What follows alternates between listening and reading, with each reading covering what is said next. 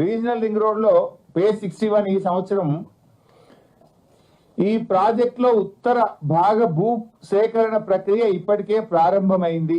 దక్షిణ భాగానికి డిపిఆర్ తయారు చేస్తున్నాము అని చెప్పారు.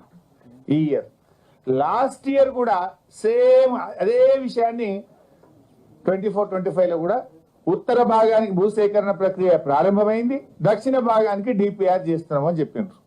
అంటే ఇక అసలు చెప్పడానికి కొద్దిగా సిగ్గాన్ని ఉండాలి కదా. భూసేకరణ అవుతుంది అని పోయిన బడ్జెట్ లో చెప్పినావు, దానికి పైసలు పెట్టిన 1500 కోట్లు అన్నావు. మళ్ళీ ఈ సంవత్సరం వస్తే కూడా గదే భూసేకరణ నడుస్తుంది అని చెప్తున్నావు. ఏడాది తర్వాత ఎకరం సేకరించింది లేదు, ఒకరికి రూపాయి ఇచ్చింది లేదు, ముంగడికి పోయింది లేదు. చెప్పనీకన్నా కొద్దిగా సిగ్గు ఉండాలి కదా. ఇందాక నేను చెప్పిన చూసిండ్రా కూలి ఏది విద్యార్థుల బట్టలు కుడితే 50 నుంచి 75కి పెంచినమని పోయిన బడ్జెట్ లో 35వ పేజీలు అదే చెప్పిండ్రు. ఈ బడ్జెట్ లో కూడా 35వ పేజీలు అదే మక్కి కాపీ అండ్ పేస్ట్. కొత్త విషయం లేదు. పోనీ అది అమలన్నా అయిందంటే అది కాదు. రీజనల్ రింగ్ రోడ్ కు భూసేకరణ యాక్టివ్ గా జరుగుతుందని పోయినసారి చెప్పిండ్రు, ఇప్పుడు చెప్పిండ్రు. ఇప్పటికీ ఎకరం సేకరించింది లేదు, ఒక రైతుకు రూపాయి ఇచ్చింది లేదు. పోనీ 75 రూపాయల కుట్టుకూలి అక్కచెల్లెలకు మహిళా సంఘాలకు ఇచ్చిండ్రా అంటే ఇచ్చింది లేదు. మక్కి కాపీ అండ్ పేస్ట్. చెప్పిందే చెప్పుడు, పాడిందే పాడు, పాసువర్ల పాట అన్నట్టు చెప్పిందే చెప్పుడు తప్ప అది అమలైనటువంటి పరిస్థితి లేదు.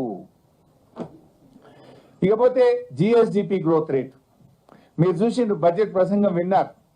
బీఆర్ఎస్ హయాంలో జిఎస్డిపి గ్రోత్ రేట్ రాష్ట్ర స్థూల ఉత్పత్తి పెరుగుదల 12.9%.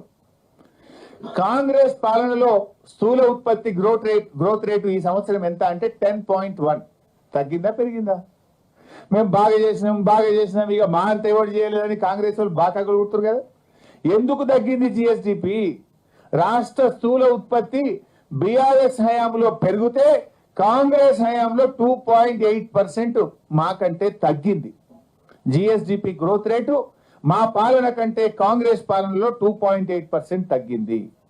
తలసరి ఆదాయం బీఆర్ఎస్ పాలనలో 1,24,104 రూపాయలు ఉంటే మేము దిగిపోయేసరికి 3,56,564. అంటే మా గ్రోత్ రేట్ 12.4%.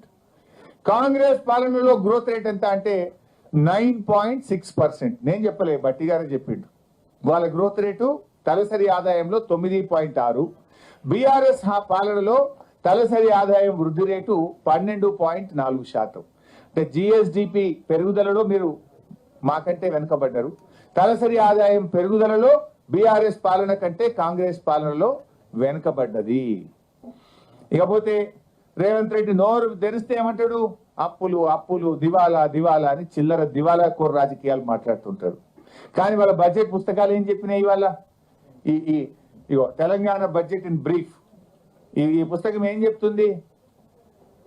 ఈ రెవెన్యూ సర్ప్లస్ స్టేట్ పోయిన సంవత్సరం 5,888 కోట్ల రెవెన్యూ మిగులుందట. బడ్జెట్ మిగులు, రెవెన్యూ మిగులు. నేను చెప్తుంది కాదు పుస్తకం. 5,888 కోట్ల రెవెన్యూ మిగులు ఉంది అని ఇది పోయిన సంవత్సరానికి చెప్పిండ్రు. ఈ సంవత్సరం బడ్జెట్ లో ఏం చెప్తున్నారంటే 2,738 కోట్ల మిగులు బడ్జెట్ ఉంటుంది, రెవెన్యూ సర్ప్లస్ ఉంటుంది అని చెప్పి ఇందులో ఈ బడ్జెట్ పుస్తకంలో చెప్పారు. రేవంత్ రెడ్డి ఏమంటాడు? రాష్ట్రం దివాళా తీసింది, ఉద్యోగస్తులకు జీతాలు ఇవ్వండి, డిఏలు ఇవ్వండి, పెన్షన్ రిటైర్మెంట్ డబ్బులు ఇవ్వండి అంటే ఎక్కడా 500 కోట్లు కూడా లేవు, 500 కోట్ల క్యాపిటల్ ఎక్స్పెండిచర్ డబ్బు లేదు అని బయట ఉద్యోగస్తులు అడుగుతారేమో వాళ్ళకు చెప్తాడు.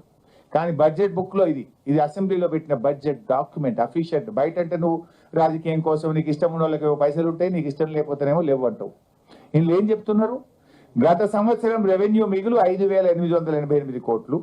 ఈ సంవత్సరం ప్రవేశపెట్టిన బడ్జెట్ లో రెవెన్యూ మిగులు 2,738 కోట్ల మిగులు ఉంటుంది అని మీరు పెట్టిన బడ్జెట్ లో నుంచే నేను మాట్లాడుతున్నాను.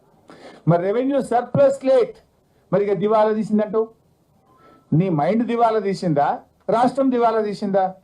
రాష్ట్రం దివాలా తీస్తే బుక్ లో ఉండాలి కదా. మీ ఆలోచన విధానం దివాలా తీసింది.